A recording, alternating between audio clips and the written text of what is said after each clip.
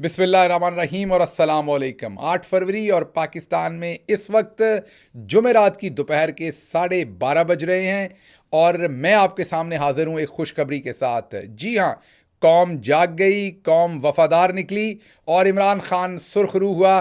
पाकिस्तानी कौम ने इमरान खान के साथ वफादारी की एक नई मिसाल कायम कर दी।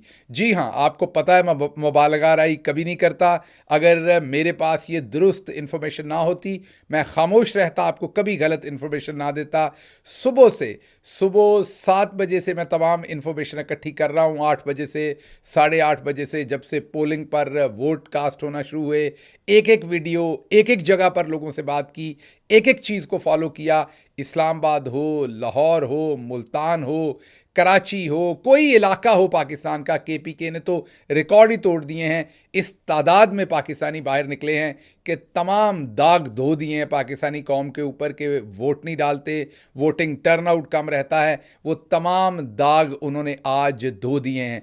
आपके सामने पूरी तफसील रखूंगा कि अभी तक क्या हुआ है और चौधरी निज़ामुद्दीन का सब कुछ किया हुआ किस तरीके से हवा में उड़ रहा है। सबसे पहले तो आपको मैं ये बता दूं कि आज जब पोलिंग शुरू हुआ और 8 बजे पोलिंग स्टेशंस के ऊपर वोट डालने शुरू होने थे, अमला जो है वो कई जगहों पर लेट आया, लेकिन पोलिंग स्टेशंस के सामने आज पाकिस्तान की कौम ने, सर्दियों के दिनों में ये वोटिंग हो रही है, ये ज़हन में रखिए कि 8 फरवरी है, सर्दियां हैं पूरे पाकिस्तान के अंदर, लेकिन आज पाकिस्तानियों ने पहली दफ़ा एक और माजरा देखा कि 8 बजे से पहले ही पोलिंग स्टेशंस के ऊपर लंबी कतारें लगी हुई थी। आपको हम वीडियो पे दिखा भी रहे हैं कि मुख्तलिफ शहरों में किस तरीके से लंबी लंबी कतारें, और ये तमाम वीडियो सुबह 9 बजे की हैं। ये जहन में रखिएगा, जो वीडियोस भी मैं आपको दिखा रहा हूं इनमें 90% वीडियोस जो हैं ये सुबह 9 बजे, 8 से 9 बजे के दरमियान शूट हुई हैं, क्योंकि उसके बाद से अभी तक हमारे पास डाटा जो आ रहा है वो स्लो आ रहा है। वहाँ पर इंटरनेट बंद कर दिया गया है,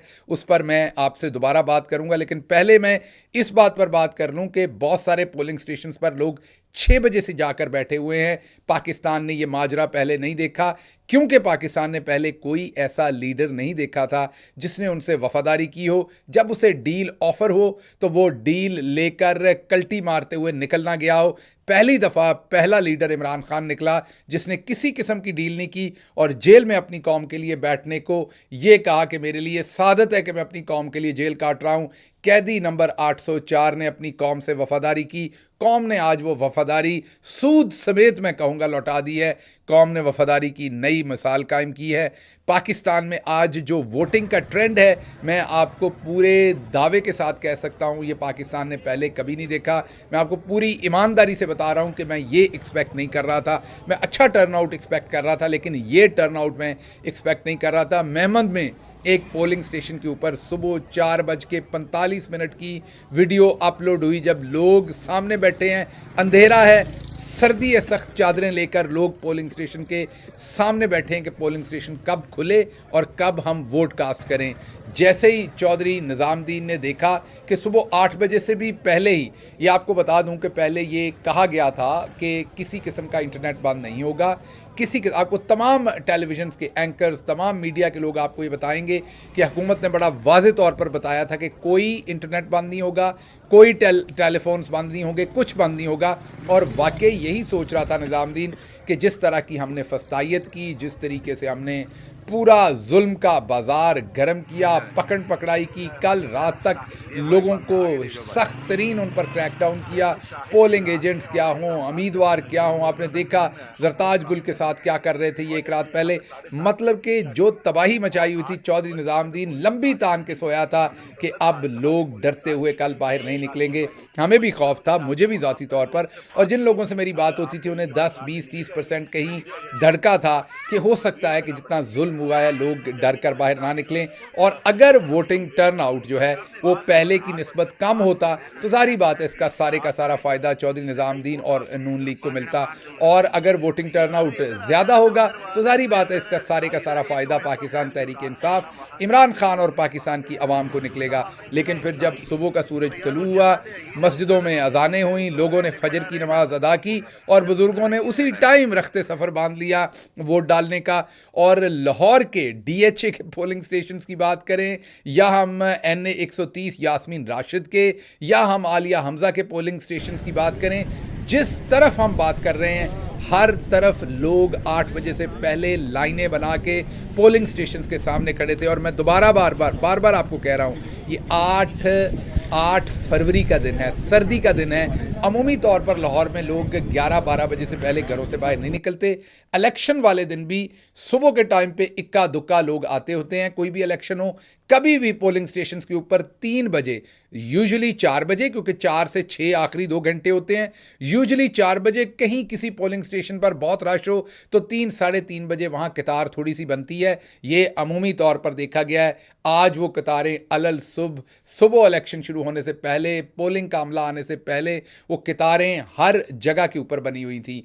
हम आपको इस्लामाबाद के मनाजर भी दिखा रहे हैं, हम आपको लाहौर के मनाजर भी दिखा रहे हैं। मुल्तान में भी हमारा एक नुमाइंदा है जो सारे पोलिंग स्टेशंस को देख रहा है। गुजरांवाला में मेरी अपनी टीम में से एक शख्स को हमने भेजा हुआ है, वो वहाँ पर देख रहा है। मेरी अपनी टीम में से लाहौर में लोगों को भेजा हुआ है, वो वहाँ पर देख रहे हैं। फिर हमारी कोर कमेटी के अंदर जो वीडियोज़ आ रही हैं पार्टी की, उनको मैं देख रहा हूँ। हमारे मीडिया के अंदर जो वीडियोज़ आ रही उनको मैं देख रहा हूँ। मैं नाम नहीं लूँगा, लेकिन जो इंडिपेंडेंट जर्नलिस्ट हैं जिनसे मेरी बात हो रही है, वो तमाम के तमाम कह रहे हैं कि इमरान खान सुर्खरू हो गया। इमरान खान ने आज चौधरी निज़ामुद्दीन को अवाम की अदालत में, अवाम के मैदान में चारों शाने चित कर दिया।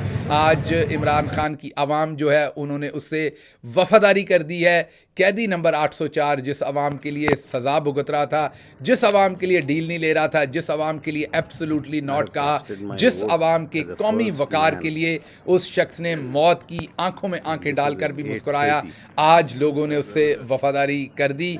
पाकिस्तानियों ने प्रूव किया कि पाकिस्तान की जो कौम है बाई एंड लार्ज, ना वो करप्ट है, ना करप्ट के साथ खड़े होना चाहती है, ना बुज़दिल है, ना बेशरम है। सिर्फ चंद लोग हैं जो अपना ज़मीर पाकिस्तान के अंदर बेचते हैं। पाकिस्तान की पूरी कौम ऐसी नहीं है। आम आदमी और गरीब आदमी हरगिज इस तरह से नहीं है। इक्का दुक्का अभी तक हमें वाकयात ऐसे भी रिपोर्ट हो रहे हैं कि कहीं पर पोलिंग वक्त पर शुरू नहीं हुई। इक्का दुक्का कह लेंगे, चंद वाकयात कराची में ज्यादा हो रहे हैं और कहीं पर कैमरे लगाए जा रहे हैं, कहीं उतारे जा रहे हैं। लेकिन जो सबसे इंटरेस्टिंग बात हुई वो ये हुई कि जैसा मैंने आपको कहा कि चौधरी निज़ामुद्दीन को तो उम्मीद नहीं थी कि लोग बाहर निकलेंगे, इस सारे डर के माहौल में लोग आएंगे, वोट डालने आएंगे। तो जब 8 बजे से पहले ही पोलिंग स्टेशन के ऊपर लाइनें लग गई, तो प्रोग्राम नहीं था पहले, ये सबको बताया गया था कि इंटरनेट बंद नहीं करेंगे। इमीडिएटली एक हंगामी फ़ोन कॉल हुई 2-3 लोगों के दरमियान, ये हमारे ज़राए हमें बता रहे हैं, और उसी टाइम फैसला किया गया कि पूरे मुल्क के अंदर इंटरनेट और फ़ोन बंद कर दिया जाए।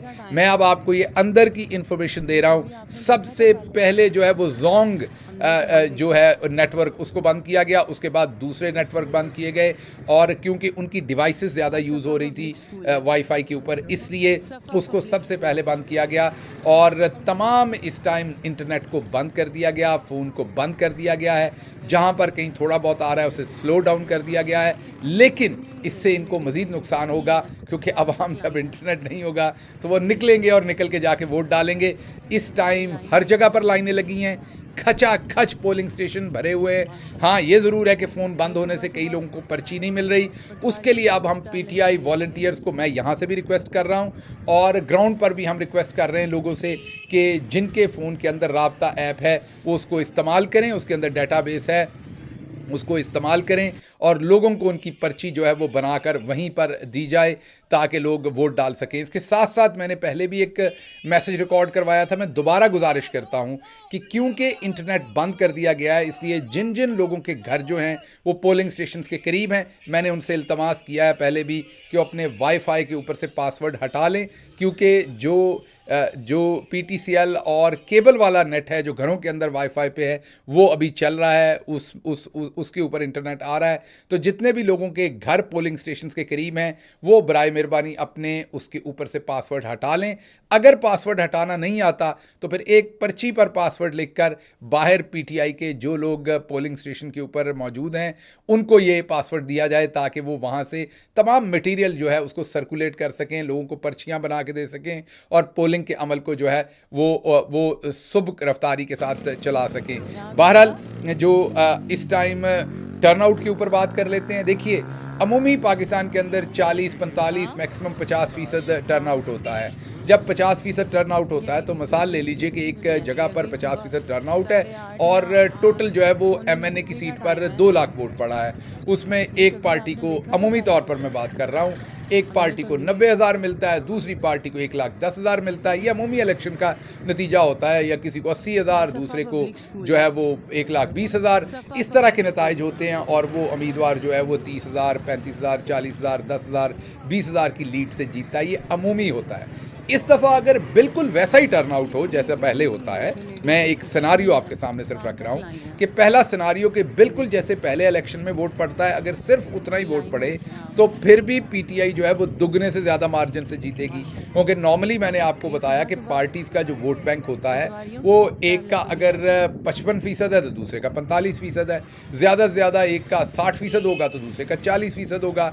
इस दफ़ा कंप्लीटली डिफरेंट सिचुएशन है और पाकिस्तान तहरीक इंसाफ 80% के ऊपर या उससे ज़्यादा, केपीके में तो 90% पर बैठी हुई है।